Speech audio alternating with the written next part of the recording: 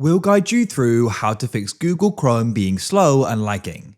If you find this useful, then consider subscribing and liking the video. Chrome being laggy and slow can go and ruin your experience in trying to go and use a website or go and do other things in it.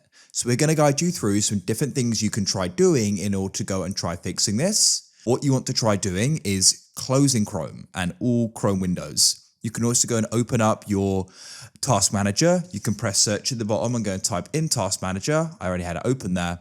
And you want to go and type in Chrome at the top, and you can find any processes currently running, select them and press end task. Now you can try opening up Chrome again and go and see if it's now better. Sometimes that can solve it. If it still isn't, next press the three dots in the top right of Chrome, go down and press settings.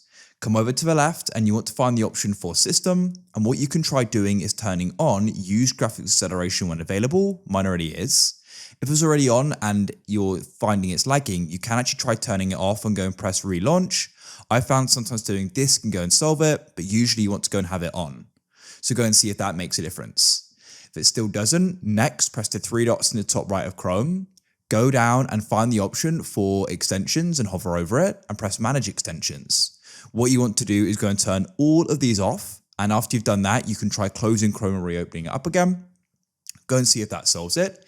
If it does, slowly you can turn on an extension one at a time until you find the one causing the problem, and then you can go and stop using that and keep using your other ones.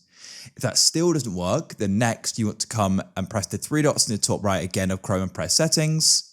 Come to the left and press privacy and security, and then delete browsing data. You can keep your browsing history, but you can go and select cookies and other site data and cached images and files. You can go and select more, and you can do last 4 weeks or all time. I'll do all time. Press delete data, and hopefully that'll then solve it. If it still doesn't, you can come back to settings and press reset settings at the bottom and try restoring the settings to their defaults, and hopefully this will solve it.